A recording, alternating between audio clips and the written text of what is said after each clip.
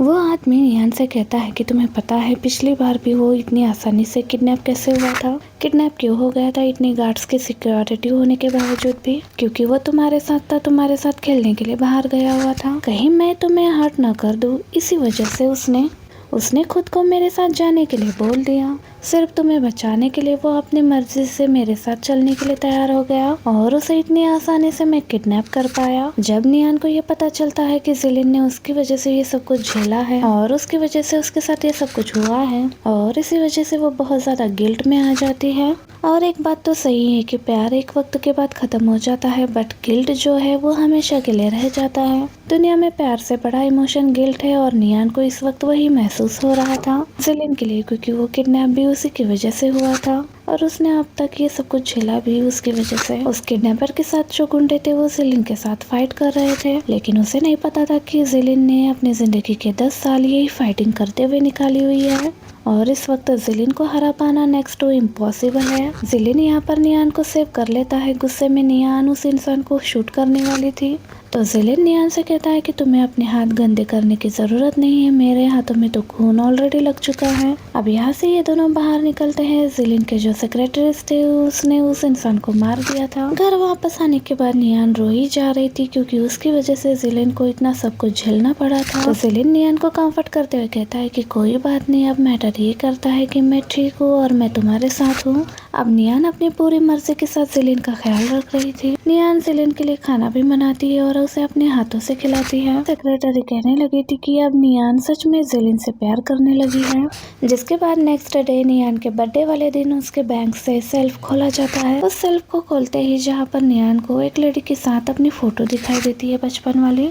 और हो सकता है कि ये उसकी असली मॉम हो और जो अभी जो लेडी है वो असल में उसकी मॉम है ही नहीं। नियान को यहाँ पर कुछ तो गड़बड़ लगता है तो जिलिन कहता है कि चलो ठीक है, तो चलो मैं तुम्हारी इस सच्चाई को पता लगाने में मदद करता हूँ। अब ये दोनों मिलकर नियान के पेरेंट्स के घर जाने वाले थे। इधर नियान के पेरेंट्स को भी पता लग गया था कि अब तक नियान को सच पता चल गया होगा, फिर भी वो बात करते कि लेकिन हमें अभी भी उससे कुछ न कुछ फायदा निकलवा लेना ही चाहिए। थोड़ी देर में नियान और जिलिन यहाँ इनके घर आते हैं। वो लोग नॉर्मल बिहेव करते जैसे कि कुछ हुआ ही नहीं। यहाँ पर नियान की सिस्टर भी थी।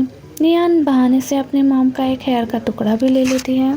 जिसके बाद हम देखते हैं कि ये सब लोग मिलकर एक साथ बैठकर खाना खा रहे थे, जहाँ पर हम देखते हैं कि नियान की जो सिस्टर थी वो जिलिन के साथ फ्लर्ट करने की कोशिश कर रही थी और जिलिन जो है उसे भाव ही नहीं दे रहा था।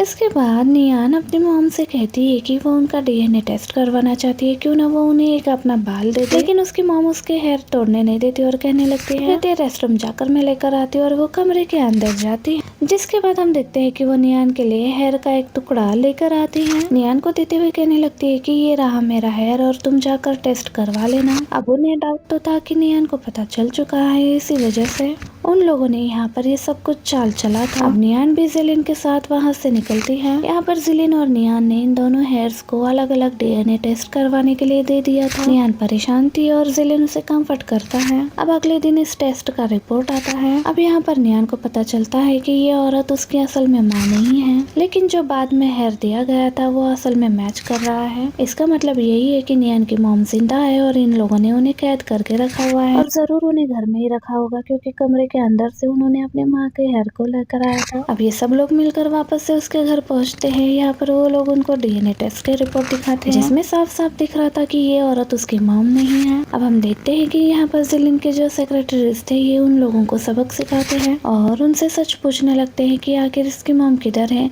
डर की वजह से जिलिन के पापा यहाँ पर सच बता देते हैं कि उसकी माँ को इन लोगों ने कैद करके रखा हुआ है। असल में नियान के डैड ने उनकी वाइफ को धोखा दिया था और जैसे ही नियान पैदा हुई थी उन्होंने उसे उसी स्टोर रूम में कैद करके रख दिया था और अब तक उन लोगों ने उन्हें अपने फायदे के लिए उसे जिंदा रखा। नियान स्टोर रूम में जाती है और अपनी माँ को इस हालत में देखकर वो काफी ज्यादा रोती है। जिलिन भी ये देखकर शॉक्ड रह जाता है। नियान को बचपन में ही उसकी मॉम से अलग कर दिया था, इसी वजह से नियान को अपनी मॉम के बारे में कुछ भी पता नहीं था। नियान के डैड अपने मिस्ट्रेस को यहाँ पर लेकर आए थे। नियान की मॉम तो नियान को देखते ही पहचान जाती है। अब नियान अपनी मॉम को यहाँ से लेकर के जाती है और उनका ट्रीटमेंट वगैरह कराने के बाद और नियान की मॉम धीरे धीरे रिकवर भी करने लगी थी।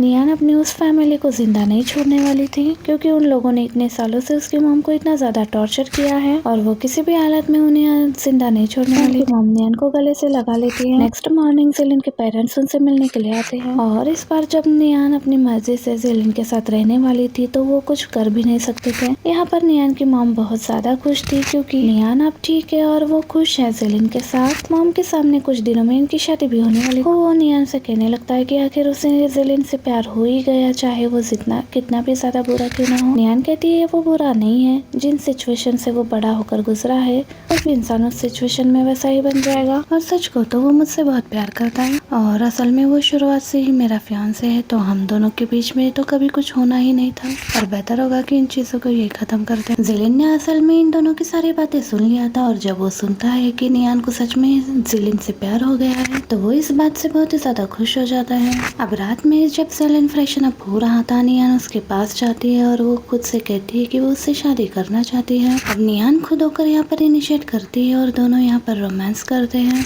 और इन दोनों की शादी भी यहाँ पर अरेंज की जाती है, जो कि अगले कुछ दिनों में असल में इनकी शादी होने वाली थी। जेलिन को तो ऐसा लग रहा था कि शायद इसका कोई एक सपना है। नियान ने अपने उस फैमिली को उसी स्टोर रूम में बंद कर दिया था। अब 2-3 दिन बाद वो ये सड़ा हुआ ब्रेड लेकर उनके पास जाती है और यही खाने के लिए वो उन्हें दिया करती थी। जिस तरीके से इन लोगों ने उसकी मॉम को ट्रीट किया था वो बिल्कुल वैसे ही उन्हें ट्रीट करती है। नियान अपनी पूरी जिंदगी उन्हें कभी भी माफ नहीं करने वाली थी।